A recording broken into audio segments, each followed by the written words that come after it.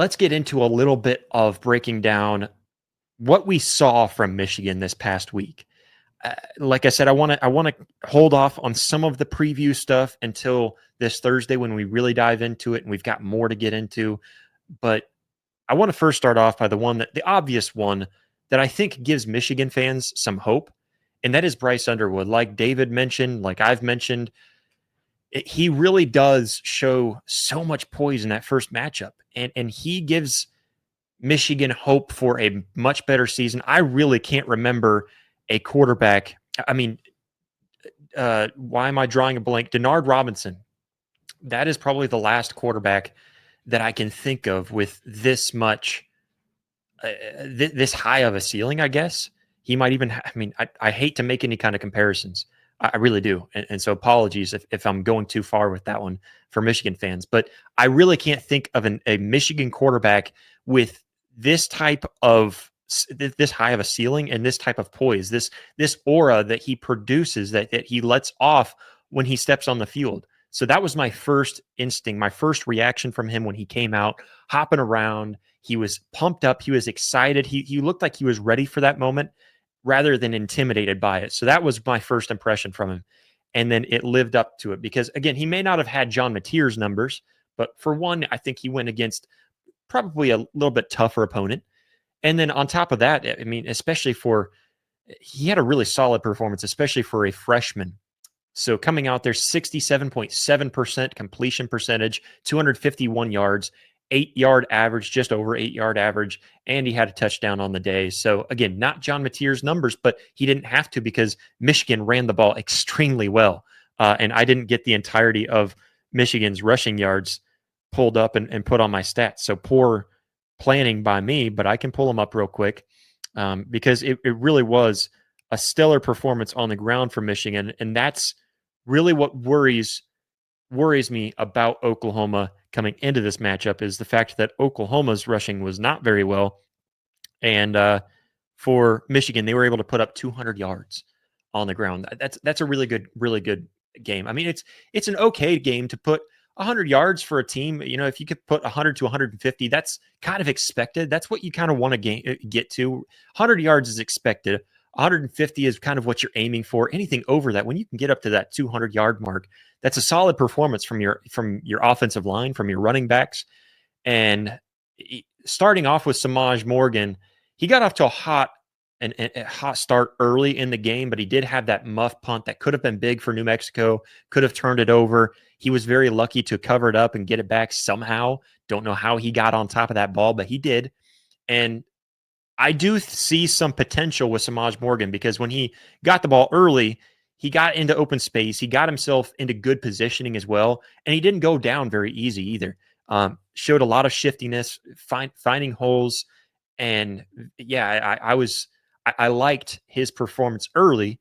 I liked even more the muff. I would love to see that go in Oklahoma's favor. No, but in all seriousness, I do think if he heats up, that was the one player outside of the two others that I'll get to.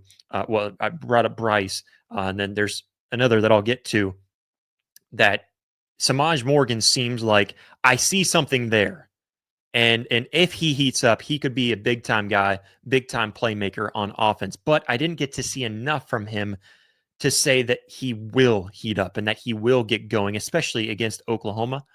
I don't know that that's the case, but if he heats up, if he gets better, if he ends up performing to what I think he can and what I've seen in the past, he will be dangerous on the field. The guy that Oklahoma needs to watch out for is Justice Haynes, and I'm sure we'll talk plenty about him on Thursday when we get into our preview, but this guy is a dude. I mean, he is a dog. 159 yards on 16 carries, 3 touchdowns, included a 56-yard touchdown early in the game, and then a 59-yard run to set up a 1-yard touchdown on his 3rd touchdown of the night later in the game. So he had an absolute game, especially for game 1. That is how you draw it up. That is how you want to perform in game 1. That's a guy that Oklahoma's got to have on their radar, and absolutely will be a guy that if he's on the field, you're trying to lock him down. You're telling Kobe and Kip, make sure that this guy does not get past you. If you're telling the outside edge guys, whether it be R. Mason Thomas, Taylor Wine, Marvin Jones Jr., whoever it is on the edge, you have got to set the edge. Do not let him outside. And then, of course, your D tackles have to do their job much better than they did against Illinois State. It was just the run defense was not particularly good. I won't go as far to say it was bad. It just was not particularly good. So that has to be much better against Michigan, and especially when you've got a guy like Justice Haynes who is familiar with SEC type football, and Michigan is known for their powerhouse, just run it down your throat kind of football. And even with Sharon Moore, that identity is really not going away. Now they do have an option through Bryce Underwood that I think has not been an option for them in many, many years. Again, going back, I mean, like I said, I think going back to Denard Robinson is like the guy that I can think would live up to that kind of playmaking ability. But I think if Oklahoma can shut that run down, and particularly Justice Haynes, then I think they'll be just fine. So I'm very. Those are the three guys that really stood out to me on tape going back to that game. They had a very big game, all three of them. There were several defensive players, and we'll get to more of that on Thursday when we really preview and dive deeper into the game. But I don't want to give away too much of what we're going to preview. Again, jump out and not jump out. Come out and join us at Woodworks Distilling Company on Thursday. I'm going to keep on saying that until you guys get it ingrained into your head. This Thursday, 7 p.m. Central Standard Time. We want you to join us, enjoy a drink, and just come out there and enjoy the show. And then, of course, we're going to open up the mic, hopefully be able to have an option to open up the mic to where you guys can jump up to the mic and be able to ask your questions, your comments, whatever, in person. So come out and join us this Thursday, 7 p.m. Central Standard Time in Oklahoma City at Woodworks Distilling Company.